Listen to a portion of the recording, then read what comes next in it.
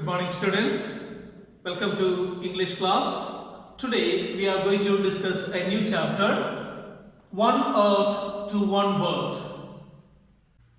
This chapter contains a speech given by the famous American tribal chief, Chief Seattle, who lived in the 19th century, who was really famous for his concerns for environment. Let's go with the vocabulary first. Spew means throw out, turbulent means stormy, millennia means millions of years, prehistory means before history, well-being means welfare. It means welfare. Now let's go with the summary of the lesson. Over 40 million years ago, Earth was a fireball made up of volcano. This volcanic eruptions created the ways for the seas as well as the forms of ocean, and moreover the fumes had created the atmosphere of the earth. Later we can see, but then too the turbulent earth had hidden a seed for life in itself. There we can see slowly and steadily these organic and biomolecules were formed, and over millions of years these tiny living organisms changed the earth. Then bacteria, blue-green algae, mosses, ferns, etc. They produce oxygen, giving the breath for life, and especially for the fish who live in fish and reptiles who live in water, and created ozone layer that cooled the earth more and filtered the harmful rays from the sun. So the lifeless planet became a living world slowly.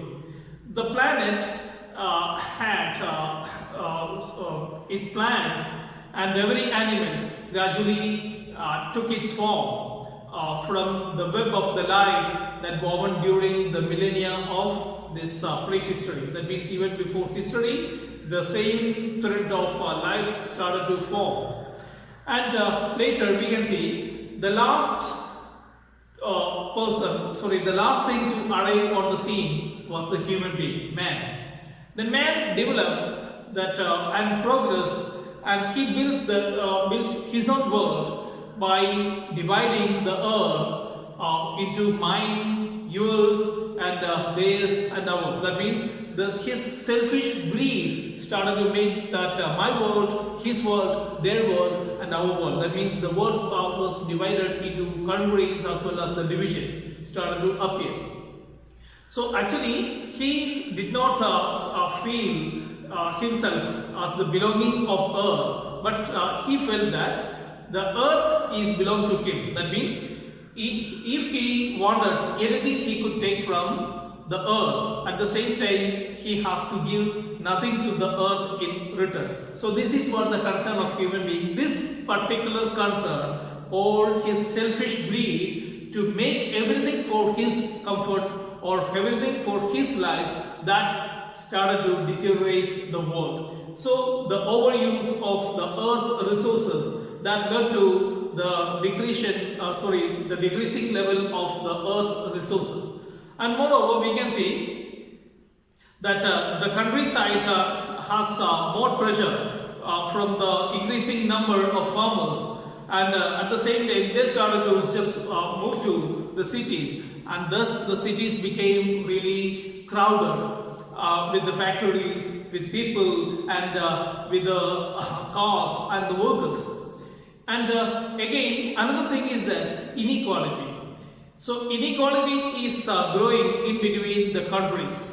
So the developed countries or the most developed countries are using the better half of the resources that are provided on the earth. So they are using or overusing the resources that are found in the earth. If we take the case of the biggest inequality in the way of resources are distributed in the world, with the poorer countries getting less and the developed world is consuming more and more. So because of that, we can see that poor countries will get very less resources, and the richer countries or even the developed countries will get more resources. So pollution is the part of this overuse of these resources. We can see that pollution is damaging the entire environment. The next is that overlapping. That till recently we can see that the planet has a large world where all life, through interdependent and connected, they coexisted or existed together. But at the same time, now we can see that one particular species would be leaving its habitat, overlapping or intruding into others' habitat. This is because of that the overuse of the species, overuse of the areas, or overuse of the because of overuse we can see the habitat of the living beings from the different areas are being consumed by the human being. We can see the earth provided everything for the need of life, or everything that is necessary for the support of the life. But at the same time, it is not, the earth does not have anything for its greed. We can see the humanity uses equivalent to 1.5 planets to provide the resources we use and to absorb our waste. So that means how much we use, the same amount of waste materials are just getting produced because of this overuse. So that's why we can see that the earth is going to cover with the dung or the waste that are provided by, that are taken by that are produced by these most developed countries.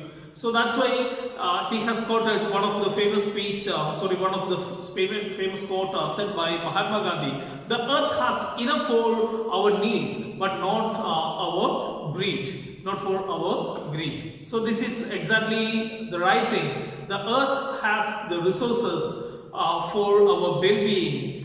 At the same time, human talents and ability must be used to adapt and especially to innovate the live within the resources of the earth.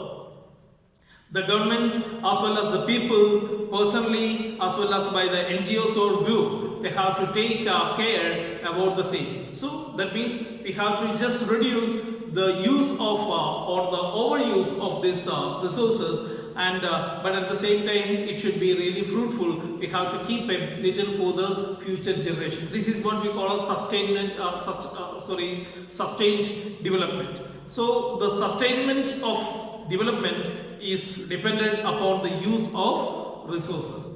We can see 20% of the world population is consuming 80% of the natural resources of the earth. So there we need to give a full stop. Now, if we do not stop here, it will be we will lose our time and it will be too late to save our earth. This is the end of the chapter. Thank you for watching this video. I would like to wish you an amazing day. Thank you.